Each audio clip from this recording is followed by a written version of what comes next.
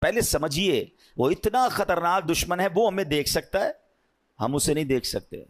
ہمیں نیند آتی ہے، وہ سوتا نہیں ہے. ہم تھکتے ہیں، وہ تھکتا نہیں ہے. ٹھیک ہے، اور اس کے بڑے خطرناک وار ہیں، اور ہم بڑے مزے سے سوتے ہیں، ہمیں کوئی فکر ہی نہیں ہوتی. Try to understand. چونکہ وہ مردود ہوا ہے نا اللہ کی بارگاہ سے، وہ بھی تو پہلے سے مردود تو نہیں تھا، وہ تو جنت کا خزانچی تھا، فرشتوں کا استاد تھا.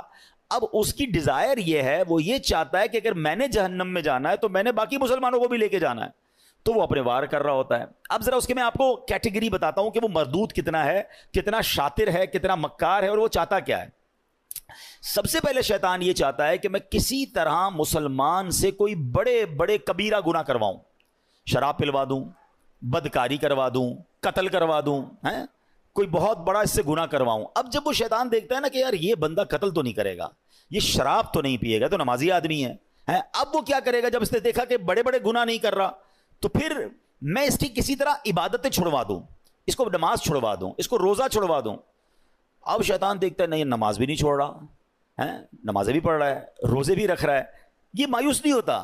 پھر کیا کرے گا؟ چلو کم از کم اس کی جماعت چھڑوا دوں، فرض پڑھ رہا ہے نا، جماعت سے نہ پڑھے تاکہ اس کا ثواب کم ہو جائے. اچھا اب دیکھیے گا کہ بندہ ہے بڑا پکا نمازی، اس کے نفل چھڑوا دو. آپ دیکھیے شیطان کیا مکاری. ہم میں سے کئی ایسے ہوں گے جو پہلے نفل پڑھتے تھے، اب نہیں پڑھتے، یا نفل ہی ہے نا. پھر کہے گا یار اس کی سنت موقدہ چھڑواؤ. دوسرا وار کیا ہوگا؟ سنت غیر موقدہ. تیسرا وار ہوگا سنت موقدہ. اب ایسی باتیں کرنے لگ گئے لوگ، یار سنت ہی ہے نا، فرض تو نہیں ہے، فرض پڑھ لو بھائی بہت ہے. تو اب آپ کی سنتیں گئیں، پھر ایک وقت آئے گا آپ کا واجب جائے گا، پھر شیطان آپ کے فرض پر اٹیک کرے گا. امیون سسٹم سمجھے تھے نا آپ کووڈ میں، کیا تھا کہ اپنا امیون سسٹم اتنا مضبوط رکھو کہ کووڈ وائرس اٹیک نہ کر سکے. تو جس کا امیون سسٹم مضبوط تھا اس پہ وائرس اٹیک نہیں کر پاتا. آپ کا اور میرا امیون سسٹم پتہ ہے کیا ہے؟ یہ ہماری عبادتیں ہیں، ہمارے پہلے نوافل ہیں. نفل پکڑ لو تمہارا فرض مضبوط ہو جائے گا، کیونکہ نفل پہلے ہے، پھر سنت ہے، پھر واجب، پھر فرض کی باری آئے گی. شیطان نہیں کر سکے گا حملہ. ہم نے نفل چھوڑ دیے، سنتیں چھوڑ دیں، واجبات چھوڑ دی، اب فرض پر اٹیک ہوتا ہے. اچھا پھر یہ مردود کیا کرتا ہے؟ دیکھتا ہے نہ یہ نمازیں چھوڑ رہا ہے، نہ یہ روزے چھوڑ رہا ہے، اچھا یہ صدقے بھی نہیں چھوڑ رہا. صدقے پتہ کیسے چھوڑواتا ہے؟ دل میں خوف ڈالتا ہے، یار زکوٰۃ دو گے تو پیسے کم ہو جائیں گے، زکوٰۃ کے علاوہ دینے کی کیا ضرورت ہے؟ زکوٰۃ دے دی بڑی بات ہے بھائی، اب کیا صدقہ دینا، اتنا مہنگا جانور قربانی کی کرنے کی کیا ضرورت ہے؟ سمجھے اس کے واروں کو. اچھا اس جا ہے نا بڑی خطرناک بات کہ میں نے روزے بھی رکھے، میں نے نمازیں بھی پڑھی، میں نے تراویاں بھی پڑھی، میں نے صدقہ بھی دیا، میں جناب عبادت بھی کروں، اور اس کے بعد میری عبادت بھی ضائع ہو جائے. یہ کتنی خطرناک بات ہے. مگر اس ویپن کو، شیطان کے اس چال کو کوئی سمجھنے کے لیے تیار نہیں ہے. پتہ ہی نہیں ہے لوگوں کو کہ یار یہ بھی ہو سکتا ہے کہ بھائی صدقہ دے دیا، مسجد سے رسید مل گئی، اب یہ رسید مل گئی، صدقہ ان کو ریسیو ہو گیا، لیکن قرآن کہہ رہا ہے صدقے ضائع نہ کرو. اس کا مطلب میں نے پیسے دے کر بھی ضائع کر دیے. یہ کیسے ہو سکتا ہے؟ Null and wide.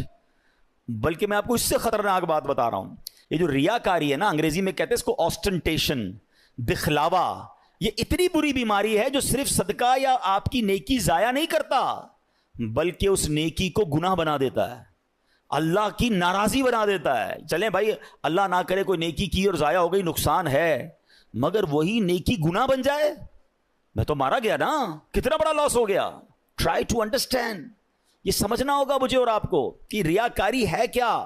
تو ریاکاری کیا ہے؟ حدیث پاک میں آتا ہے، نبی پاک علیہ الصلوۃ والسلام نے فرمایا، مجھے تم پر سب سے زیادہ شرک اصغر، چھوٹا شرک، وہ کیا ہے؟ ریا، یعنی دکھاوے کا ڈر ہے. اللہ تعالیٰ قیامت کے دن کچھ لوگوں کو ان کے اعمال کی جزا کے وقت فرمائے گا، ان لوگوں کے پاس جاؤ جن کے لیے تم دنیا میں دکھاوا کرتے تھے، اور دیکھو کیا تم ان سے کیا جزا پاتے ہو. یعنی اللہ فرمائے گا میرے پاس تمہارے لیے کوئی جزا نہیں، ان سے جزا لو جن کے لیے نیکیاں کی تھیں.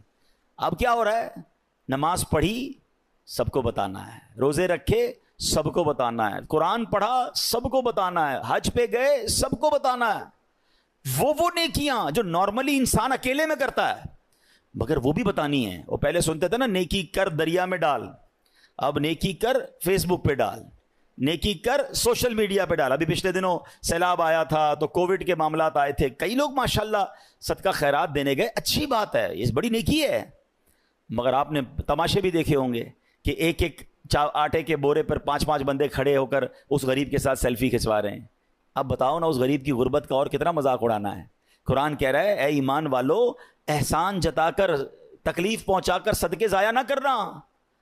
لیکن یہ ہو رہا ہے، میں نے یہ کیا، میں نے وہ کیا، اتنی پرانی پرانی نیکیاں لوگوں کو یاد ہیں۔ ویسے ایک چھوٹا سا سوال کر لیتا ہوں، اتنے سارے ماشاءاللہ نمازی بیٹھے ہیں، آپ میں سے کئی ایسے ہوں گے، بلکہ شاید سارے ہی ہم ایسے ہیں، میں بھی اس میں شامل ہوں گا، جن کو اپنی 25 سال پرانی نیکی بھی یاد ہے۔ 1990 میں کوئی حج پہ گیا ہوگا، اس کو وہ بھی یاد ہے، 1980 میں عمرہ کیا ہوگا تو وہ بھی یاد ہے، بچپن میں کوئی قرآن پاک ختم کیا ہوگا وہ بھی یاد ہے۔ یعنی عام ہمیں تو تجربہ ہے نا، ہم تو لوگوں سے ملتے ہیں، ہمارا تو حال یہ ہے کہ ہم کبھی کسی سے ملنے جائیں نا، حضرت کیسے ہیں، طبیعت کیسی ہے، بس اللہ کا بڑا شکر ہے، اللہ نے بڑا کرم کیا ہے۔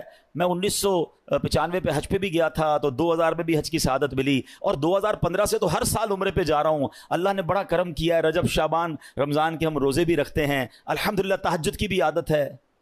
حاجی صاحب کس نے آپ سے یہ سب پوچھا تھا؟ میں نے تو طبیعت پوچھی تھی آپ سے، اور آپ نے اپنی پوری زندگی کی نیکیاں جو ہیں 3-4 منٹ میں بیان کر دیں۔ اچھا ہمت نہیں ہوتی کہنے کی، لیکن چلے آج کہہ دیتا ہوں کہ جناب آپ کو 2004 والا حج یاد ہے، آپ کو پچھلے 10 سال پرانے عمرے یاد ہیں، کل جھوٹ بولا تھا وہ یاد ہے، آج صبح آپ نے موبائل میں کچھ حرام دیکھا تھا وہ یاد ہے، یعنی 15 سال پرانی نیکی یاد ہے، گناہ یاد نہیں ہے۔ یاد رکھیے یہ ہمارا سائیکل ہی غلط ہے۔ بزرگان دین فرماتے ہیں نیکی کر کے بھول جاؤ اور گناہ کر کے یاد رکھو، کیونکہ پتہ نہیں نیکی قبول ہوگی کہ نہیں، اخلاص ہے کہ نہیں۔